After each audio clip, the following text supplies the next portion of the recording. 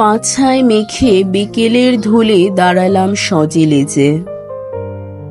প্যারির পুছিনা গাল বেয়ে বেয়ে ঝরে।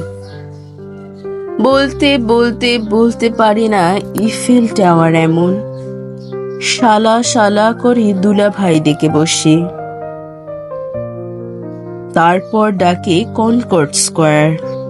রাইনের পাশে হাজার বায়না সেরে।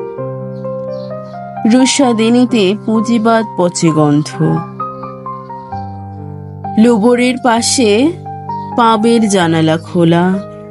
রাশিয়া বিজয়ী নেপোলিয় হেঁটে যায় হলুদ লালার হতাশার মাছি ঘেঁষে। কোলাহল তাকে ধর্ষণ করে শত শত বিছানায়।